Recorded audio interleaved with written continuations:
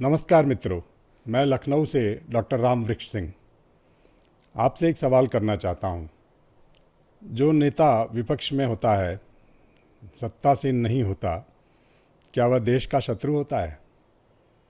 मुझे तो ऐसा लगता है कि हमारे जो नेता सत्तासीन नहीं हैं, जिनकी सरकार नहीं है, विपक्ष में बैठे हैं, वे देश से न जाने कौन सी शत्रुता निभा रहे हैं। इस देश की जितनी भी संपत्ति है, जितने संसाधन हैं, वह हम सबकी साझा संपत्ति है। जब हम दीवारों पर लिखते हैं कि ये नगर आपका है, इसे स्वच्छ रखें, तो हम क्या कहना चाहते हैं? हम यही ना कहना चाहते हैं कि ये जो संपत्ति है, ये जो देश है, इसके संसाधन, इसकी सारी चीज़ें हम सबकी साझी विरासत हैं और हमें इन सब का अनुरक्षण करना चाहिए। इन्हें संभाल कर, सहेज कर इस्तेमाल करना चाहिए।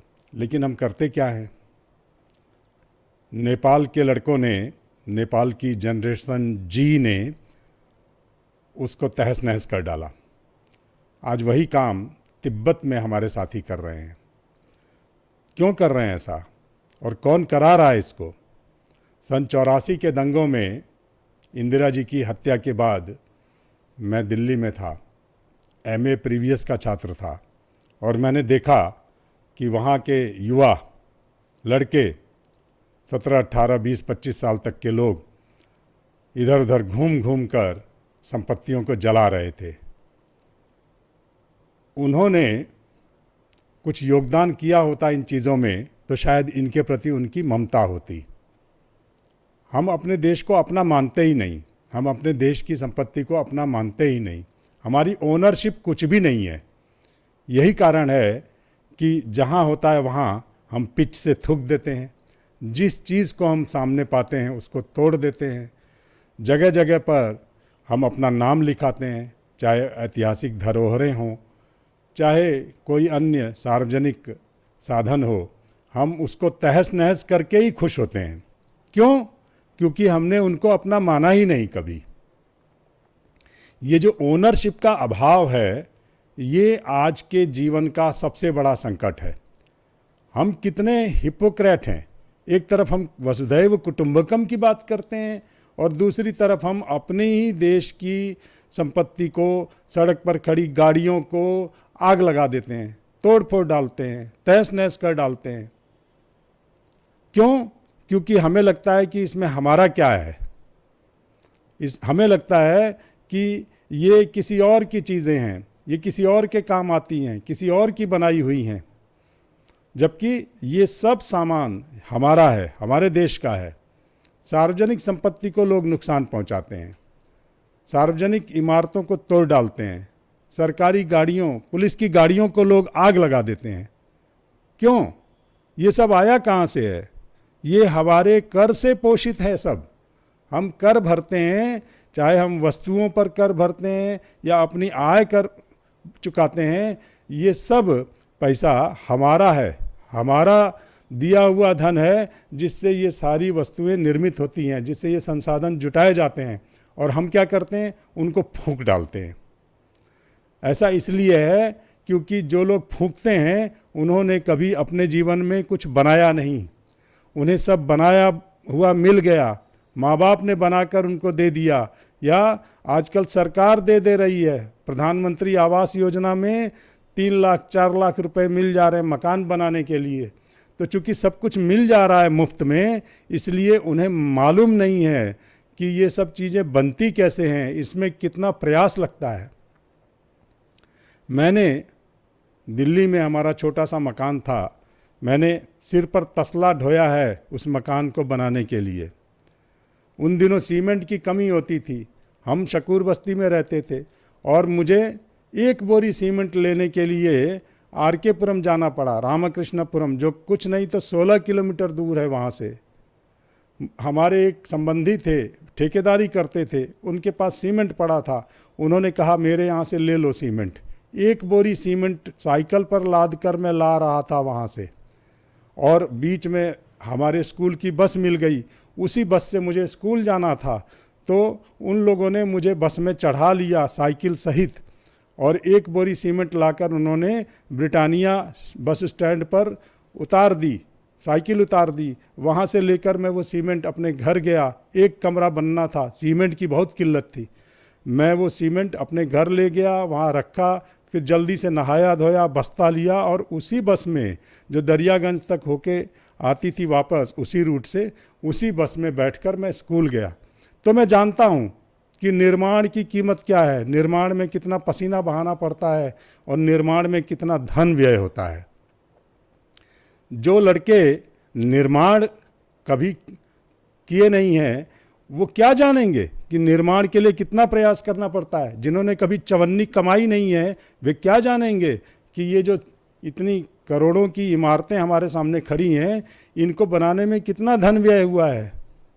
इसलिए कोई नेता उनको भड़का देता है और वे टूट पड़ते हैं आगजनी में, लूटपाट में, तोड़ फोड़ में, विध्वंस मचा देते हैं। इनका उपयोग होना चाहिए सही कार्यों के लिए। हमारे कॉलेजों में राष्ट्रीय सेवा योजना होती थी। राष्ट्रीय सेवा योजना में मैं प्रौढ़ शिक्षा केंद्र का प्रभारी था। मैं हफ्ते में 2 दिन दवाइयाँ बांटता था एक औषधि केंद्र पर, जहाँ एम्स के या सफदरजंग के रेजिडेंट डॉक्टर आते थे। वे लोग पर्चे लिखते थे और मैं काउंटर पर खड़ा होकर डिस्पेंसिंग करता था, दवाइयाँ बांटता था। मैं प्रौढ़ शिक्षा केंद्र में पढ़ाता था प्रौढ़ों को। मैं अपने कॉलेज की ओर से, हिंदू कॉलेज की ओर से बालक राम अस्पताल में गया। हमारे पूरे छात्रों का वृंद वहाँ गया। हमने अपने हाथ से गड्ढे खोदे, हमारे हाथ में छाले पड़ गए और उन गड्ढों में पौधे लगाए गए। वो पौधे आज बहुत बड़े बड़े वृक्ष बन चुके हैं। अब भी मैं वहाँ से गुजरता हूँ तो देखता हूँ कि ये पौधे हमारे रोपे हुए हैं। अपने स्कूल में हमने बिजली की घंटी लगाई, वायरिंग की पूरी बैटन पर। तो ये जो काम हमने किए, आज हम जाकर उनको देखते हैं तो लगता है कि वाह, ये हमारा किया हुआ काम है। हमने निर्माण में भाग लिया, हमने विध्वंस में भाग नहीं लिया। सन 84 में जब दंगे हो रहे थे, लड़के घूम रहे थे, आगजनी कर रहे थे, मारपीट कर रहे थे, मैं कॉलेज जा रहा था। ये दूसरी बात है कि उस दिन लाइब्रेरी नहीं खुली थी। सेंट्रल लाइब्रेरी में मैं पढ़ता था जाकर, लाइब्रेरी खुली नहीं थी, मैं जा नहीं पाया। और पंजाबी बाग का जो चौराहा है, वहाँ से मुझे किसी और व्यक्ति के साथ जाना पड़ा उसकी सुरक्षा के लिए। उसकी सुरक्षा के लिए सुल्तानपुरी में गया उसके साथ, और वहाँ मैंने देखा कि असंबद्ध पक्ष, जिनका कोई लेना देना नहीं है, वे भी गणासे पर धार लगा रहे हैं। मैंने रात को पूछा कि भैया ये क्या कर रहे हो? तो बोला, इका आजमावा जाई। मतलब जब मौका मिलता है तो हर आदमी अपना हाथ साफ करना चाहता है। कत्ल करना बड़े गर्व की बात मानी जाती है, लूट करना बड़े गर्व की बात मानी जाती है, आग लगाना बड़े सम्मान का काम माना जाता है। ये कैसा आदर्श है हमारा? ये कैसी नैतिकता है हमारी? ये कैसी परवरिश है हमारी? हमारे नेता कैसा नेतृत्व हमें देते हैं? वे युवाओं को भड़का देते हैं कि जाओ आग लगाओ, आग लगा देंगे। नेता का क्या जाता है? जाता तो देश का है। जो चीज़ आप तोड़ फोड़ डालेंगे, उसका निर्माण करने में कितना समय जाएगा, कितना परिश्रम जाएगा, कितना धन लगेगा, ये आपने सोचा है कभी? आप नहीं सोचेंगे। क्यों? क्योंकि आपने बनाया नहीं कभी, आपने निर्माण में कभी सहभागिता नहीं की। अगर निर्माण में आपने सहभागिता की होती तो मेरी तरह आज गर्व से कह रहे होते कि अमुक अमुक चीज़ मैंने बनाई, अमुक अमुक निर्माण का कार्य मैंने किया।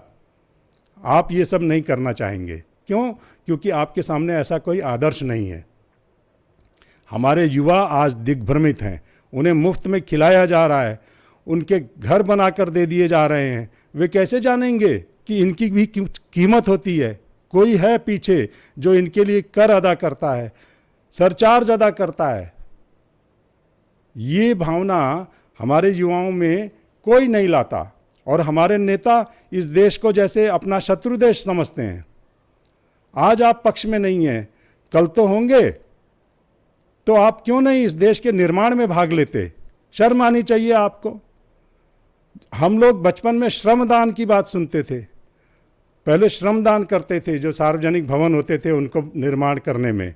गुरुद्वारों में जाकर आज भी लोग श्रमदान करते हैं, लेकिन हमने श्रमदान छोड़कर शर्म बुला दी है। हम इतने बेगैरत हो गए हैं कि हम ये भूल गए कि ये देश की संपत्ति है, इसको नुकसान नहीं पहुंचाना है। आपका विरोध है तो विरोध करने के और भी तो बहुत से तरीके हैं, आप विरोध कीजिए, किसने रोका है आपको? लोकतंत्र में असहमति का अधिकार सभी को है।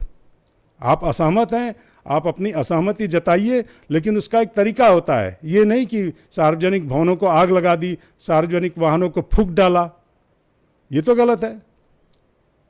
आज की सरकार कितनी लोक कल्याणकारी है सभी जानते हैं। कौन सी सरकार हर व्यक्ति को 5 किलो अनाज देती थी? आज मिल रहा है आपको। आपके मकान बनाने के लिए लाखों रुपए मिल रहे हैं, तमाम तरह की सब्सिडी मिल रही है, सैकड़ों प्रकार की सब्सिडी है, कोई अनुसंधान करके देखे। तो जब सरकार आपका इतना ख्याल करती है तो आप क्यों इस सरकारी संपत्ति को नुकसान पहुंचाते हैं? ये सब इसलिए है क्योंकि हमारे युवाओं के पास कोई निर्माण का एजेंडा नहीं है, और उनको जो नेतृत्व देते हैं नेता, उनके पास दृष्टि नहीं है। दृष्टिहीन कुबुद्धि लोग हैं, वो दुर्बुद्धि लोग। आज आप सत्ता में नहीं है, दूसरा कोई व्यक्ति सत्ता में, लोकतंत्र में कोई भी सत्ता में आ सकता है। मैं चाहूं, मैं परिश्रम करूं तो मैं प्रधानमंत्री बन सकता हूं। ये लोकतंत्र का चमत्कार है, इतना अवसर मुझे उपलब्ध है। तो मैं ये क्यों भूल जाता हूं कि मैं भी तो इसी देश का नागरिक हूं, मैं भी तो इसी राज्य का नागरिक हूं। ये सारी चीजें मैं क्यों नष्ट कर रहा हूं? आज ये सवाल मेरे मन में धधक रहा है। जहां देखता हूं वहीं आगजनी है। ये तो गलत है, ऐसा नहीं होना चाहिए। और जो नेता हैं उनसे मेरा करबद्ध निवेदन है कि थोड़ा जागिए, राक्षसों की तरह मत व्यवहार कीजिए। धन्यवाद।